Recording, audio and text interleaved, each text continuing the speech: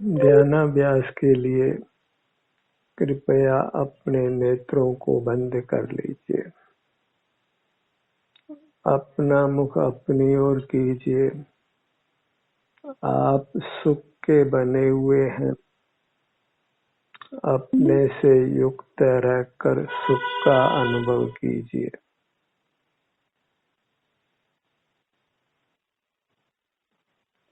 अपने सुख का अनुभव करना एक क्रिया है, एक पर्याय है, एक अवस्था है। और पर पदार्थों को जानना ये अन्य क्रिया है, अपनी अन्य अवस्था है। ये दो अवस्थाएं एक साथ नहीं हो सकती है। एक समय में एक ही क्रिया हो सकती है। आप अपने सुख का अनुभव करें या पदार्थों को जानें, चुनाव आपका है। अनादि से हम सुख का अनुभव करने के लिए पदार्थों को जान रहे हैं, और ये दो काम एक साथ नहीं हो सकते हैं।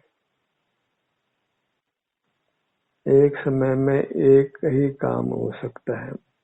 जैसे एक म्यान में दो तलवारें नहीं आ सकती है, ऐसे ही हमारे में एक समय में दो पर्याय नहीं हो सकती हैं। एक समय में एक ही पर्याय होती है। अपने सुख के अनुभव रूप पर्याय अथवा पदार्थों के जानने रूप पर्याय। पदार्थों को जानते समय हम अपना अनुभव नहीं कर सकते हैं, और अपना अनुभव करते समय पदार्थों को नहीं जान सकते हैं। चुनाव अपना है। हम सुख चाहते हैं, इसलिए चाहिए कि हम अपने सुख का अनुभव करें, और अपना सुख अपने बराबर है, क्योंकि हम सुख स्वभावी हैं, सुख के ही बने हुए हैं। जैसे मिश्री मिठास की बनी है, नमक खारास का बना है। हम सुख के बने हुए हैं। मिश्री के सेवन से मुंह मीठा होता है, ऐसे ही अपने सेवन से सुख का अनुभव होता है। पर पदार्थों को जानने से सुख का अनुभव नहीं होता है, क्योंकि पर पदार्थ सुख स्वभावी नहीं है। और वास्तव में जिस पदार्थ का जानना होता है, उसका सेवन नहीं होता है। जानना अचेतन का होता है और सुख चेतन का होता है। हम चेतन हैं, इसलिए अपने से युक्त रहकर ही सुख का अनुभव होना संभव है।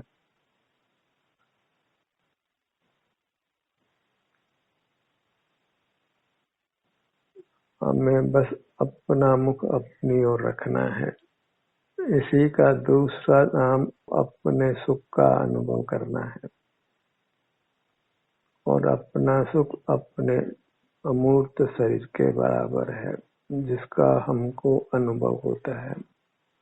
अपना विस्तार कितना है, ये सब जीवों को अनुभव में आता है। हम आत्मा हैं, भगवान आत्मा है, और ये भगवान आत्मा बाल गोपाल सबको सदा स्वमेव अनुभव में आता है। आत्मा को भगवान विशेषण इसीलिए है कि भग का अर्थ सुख होता है। हम सुखवान होने से भगवान हैं। हमें सुख की ही कामना है, तो अपना ही अनुभव करते हुए रहना है, और उसके लिए पदार्थों के जानने का त्याग करना है। वही त्यागी होना है, और त्यागी जीव ही सुखी होते हैं, परमात्मा होते हैं। त्याग कहें कि संयम कहें, पदार्थों को नहीं जानना ही त्याग है, संयम है। और उस त्याग से, उस संयम से हमको अपने सुख का अनुभव होता है। ज्ञान का मुख बाहर है और आनंद का मुख भीतर है। अंतर्दृष्टि से हमको आनंद का अनुभव होता है, और वास्तव में तो बहिर्मुखता के निषेध से आनंद का अनुभव होता है। बहिर्मुखता के समक्ष ही आनंद के अनुभव को अंतर्मुख कहते हैं। और वास्तव में तो आनंद का अनुभव ही है, उसको कोई मुख संज्ञा नहीं है। इंद्रिय ज्ञान के सापेक्ष ही हम ये बात करते हैं कि अपना मुख अपनी ओर कीजिए, क्योंकि देशना का अन्य कोई विधान नहीं हो सकता है। क्योंकि मोक्ष मार्ग मौन रूप है, शब्द रहित है। उस मौन रहित मार्ग को, शब्द रहित मार्ग को ही हम शब्दों के माध्यम से जानना चाह रहे हैं, और यह अति दुष्कर कार्य है। और इसमें सफलता तभी हो सकती है जब शब्दों से केवल इशारा प्राप्त कर शब्दों को छोड़कर हम अपने सन्मुख हो जाएं। मार्ग अपने सन्मुख होने रूप है। अब देश न पाकर अपने सन्मुख हो या स्वतः ही अपने सन्मुख हो जाए, दोनों ही प्रकार से जीव अपने सन्मुख होकर परमात्मा हो गए हैं। कोई स्वतः ही अपने सन्मुख होकर ये पहचान लेता है कि happiness is with in, Joy is in us, it is not in things. और कोई देश न पाकर इस बात को समझकर अपना मुख अपनी ओर करता है, बाहर से मुंह फेर लेता है और उसको अपना सुख अनुभव में आने लगता है। ये तो निश्चय ही जान लेना चाहिए कि मोक्ष मार्ग शब्दातीत है।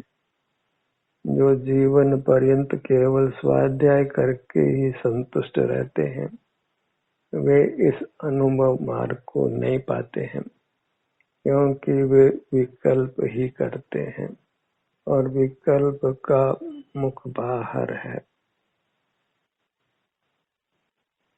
स्वाध्याय से आगे बढ़ना है, और वह स्वाध्याय छोड़कर ही संभव है। कोई जिनेंद्र प्रतिमा को देखकर ही ये माने कि मैंने देव दर्शन किया है या आत्म दर्शन किया है, तो वह मान्यता योग्य नहीं है। जहाँ जिन प्रतिमा को देख रहा है वह इंद्रिय ज्ञान में स्थित है, वह अपना अनुभव नहीं कर रहा है। अपना अनुभव जिनेंद्र प्रतिमा को देखना बंद करके ही हो सकता है, पर जो जिनेंद्र प्रतिमा के दर्शन से ही संतुष्ट है वह अपना अनुभव नहीं कर सकता है। अधिकांश जीव बहिर्मुखता में ही संतोष धारण कर लेते हैं, वही धर्म को मान लेते हैं। अपने ही नाना विकल्पों से मैंने धर्म किया ऐसा बहिर्मुखता में मान लेते हैं। धर्म नाम अपने को धारण करना है, पर पदार्थों को देखना जानना बंद करना है, इंद्रिय ज्ञान का निरोध करना है। वही वास्तव में त्याग माना गया है। इंद्रिय ज्ञान का त्याग ही वास्तविक त्याग है। अनंत पदार्थों को अन्य प्रकार से त्याग करना संभव नहीं है। मूर्त पदार्थ अनंत हैं, उनको एक एक करके हम कैसे छोड़ सकते हैं? बस बाहर की ओर से मुख हटा लेने से ही अनंत पदार्थों का त्याग हो जाता है। और जब बाहर के पदार्थों से मुख हटा लेते हैं तो स्वतः ही हमको अपने सुख का अनुभव होता है, क्योंकि इंद्रिय ज्ञान के त्याग से आनंद का उत्पाद होता है। इंद्रिय ज्ञान का प्रतिपक्ष आनंद का अनुभव है। भले हम बहिर्मुखता का प्रतिपक्ष अंतर्मुखता कहें, पर वास्तव में बहिर्मुखता छोड़ने पर जीव को स्वतः ही सुखानुभूति होती है।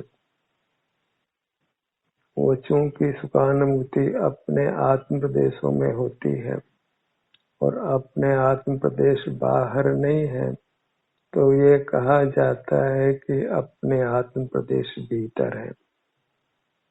तो किसके भीतर है?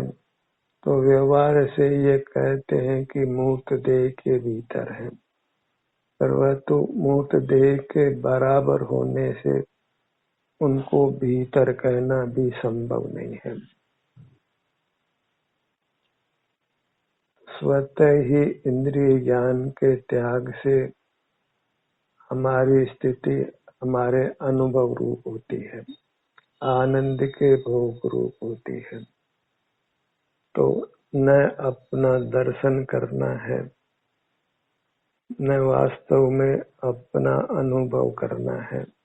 हमें तो बस इंद्रिय ज्ञान का त्याग करना है, संयम लेना है, त्याग लेना है, बाह्य पदार्थों के ज्ञान को छोड़ना है। तो फिर आनंद रूप दूसरी पर्याय उत्पन्न होती है। इन दोनों के अलावा तीसरी पर्याय जीव में नहीं होती है। इंद्रिय ज्ञान के साथ ही नाना विभाव परिणाम उत्पन्न होते हैं, उन सब की वास्तव में एकता है और इसके प्रतिपक्ष एक आनंद का परिणाम होता है, सुखानुभूति होती है। और उस सुखानुभूति में आना ही मोक्ष का मार्ग है। मोक्ष सुख को कहते हैं, शिव को कहते हैं, और आत्मा का हित शिव को पाना है, सुख को पाना है। इसीलिए आत्मा को शिव भी कहते हैं, शंकर भी कहते हैं, परमात्मा भी कहते हैं। सुख ऐश्वर्य रूप होने से आत्मा को ईश्वर भी कहते हैं। उत्कृष्ट पदार्थ होने से ही आत्मा को परमात्मा कहते हैं। सुख स्वरूपी होने से ही इसको भगवान कहते हैं। तो हमको सुख चाहिए तो सकल बाह्य पदार्थों का जानना ही बंद करना है, तो आप सुखवान होंगे, भगवान होंगे, आपको सुख का अनुभव होगा। वहाँ कोई शब्दों का काम नहीं है, न कुछ बोलना है, न कुछ सुनना है, न अन्य कुछ करना है। जो अनादि से कर रहे थे, इंद्रिय ज्ञान, मूल पदार्थों को देखना जानना, उस करने को छोड़ना है। इसीलिए करने को मरना कहते हैं। जब करना छोड़ देते हैं तो हम वास्तव में जीते हैं।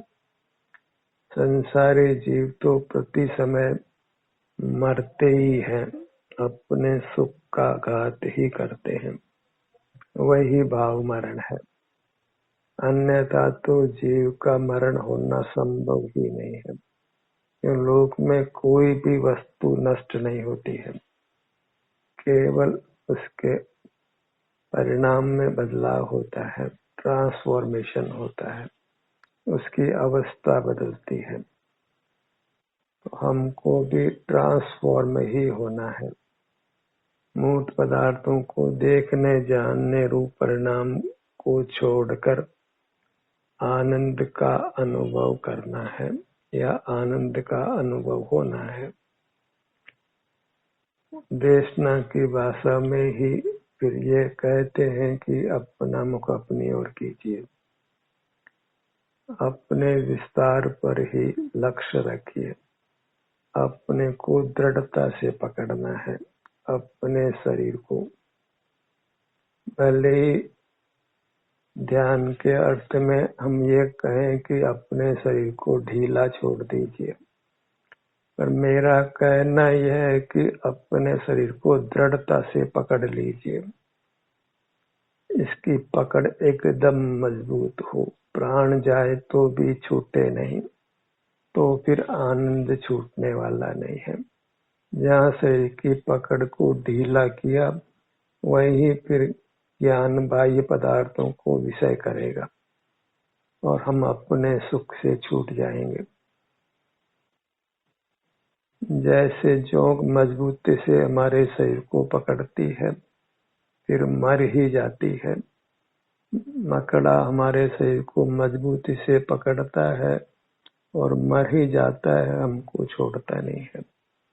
हमको अपने को इतनी मजबूती से पकड़ना है कि संसार ही मर जाता है और हम परमात्मा हो जाते हैं।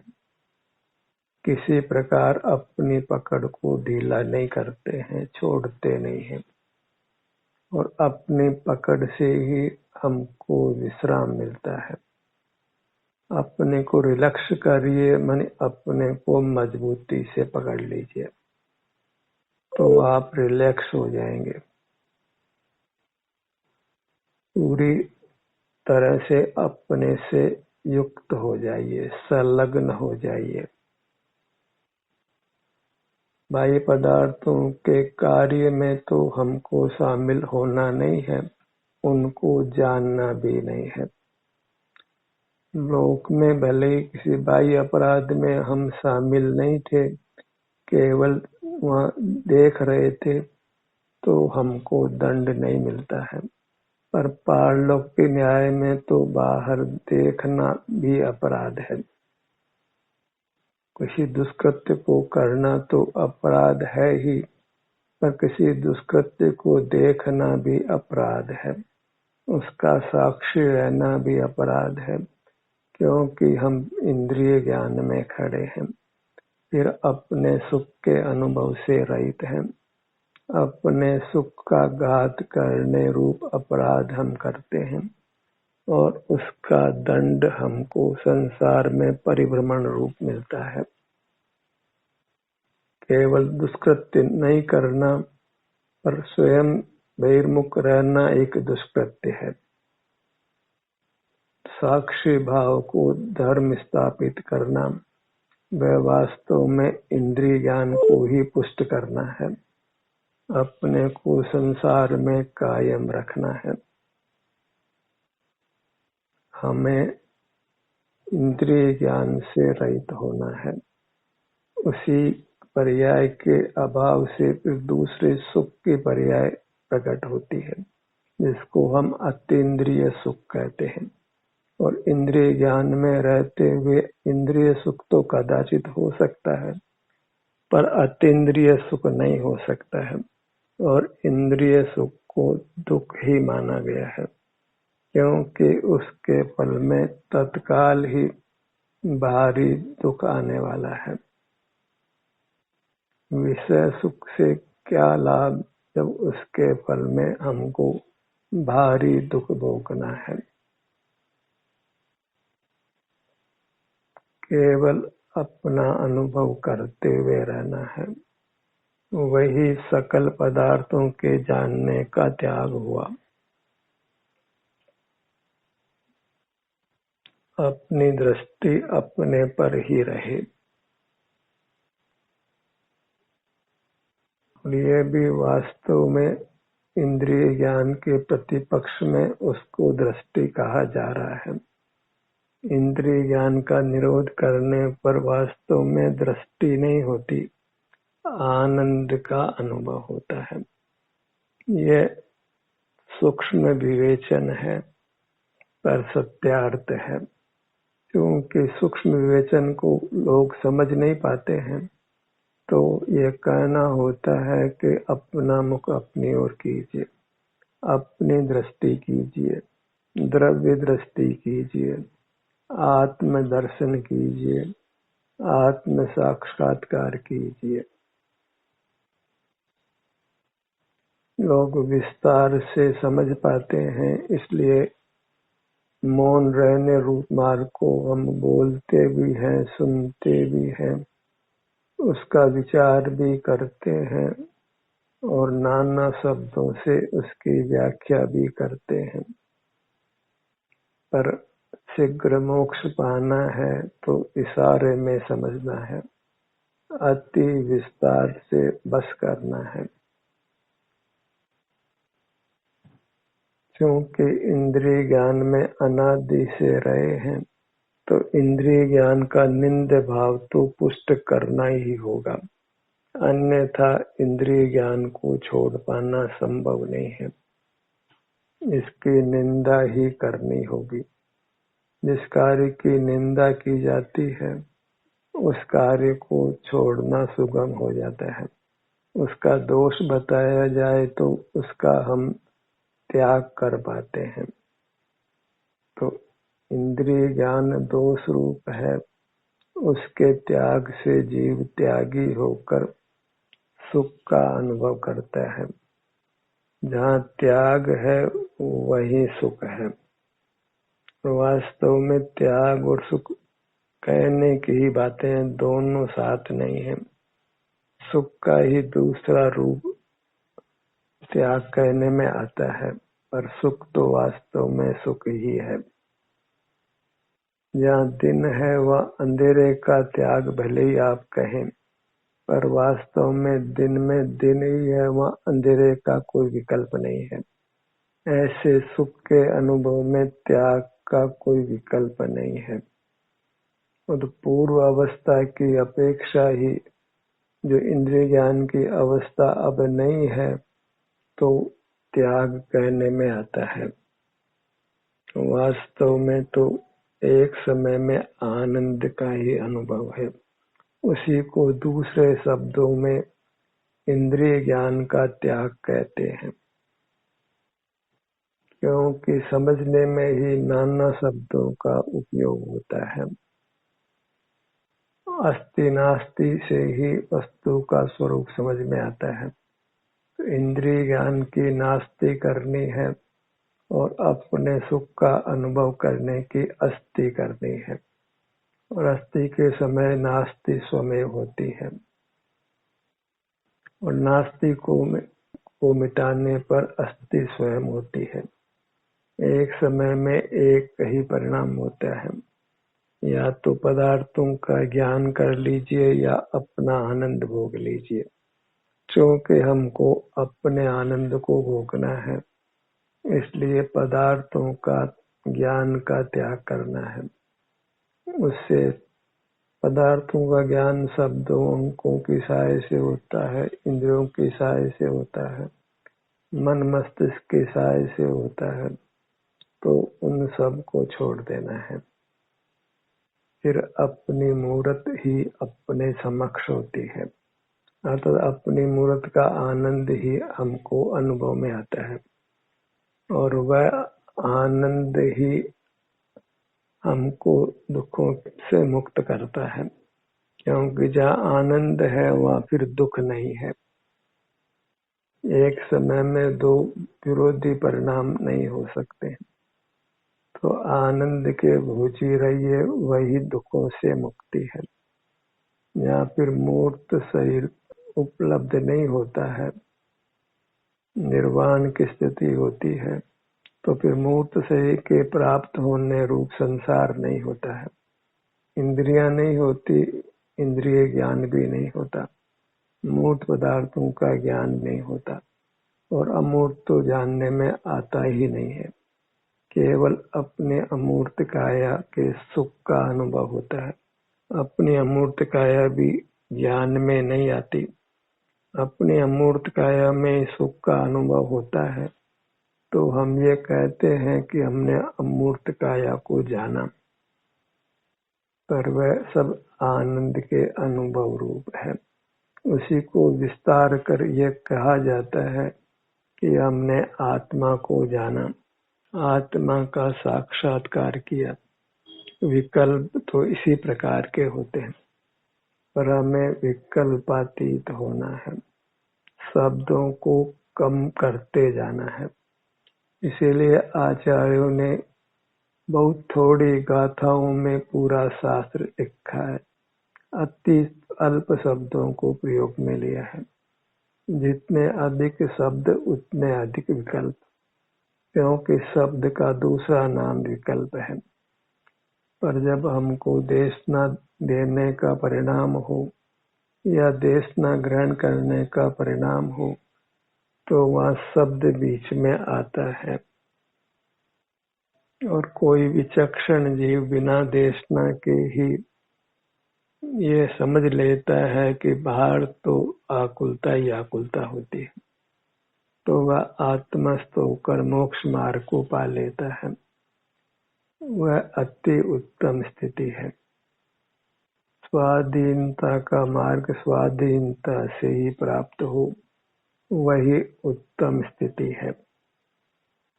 पर मार्ग को पा लेना है, इसी से मार्ग फल की प्राप्ति होती है।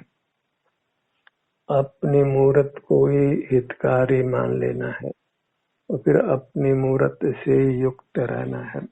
इस मनुष्य जन्म को वृथा नहीं करना है। अपनी मूरत से जुड़कर सुख भोग लेना, वही इस मनुष्य जन्म को सार्थक करना है। वास्तव में तो वह भगवान होना ही है, तो जो अपने अमूर्त शरीर से युक्त होकर शांति को भोग लेते हैं, वे फिर नियम से अल्पकाल में कुछ भवों में ही परमात्मा होते हैं। इस प्रकार हमको अपने जन्म को सार्थक कर लेना है। ध्यान का सत्र यही समाप्त होता है।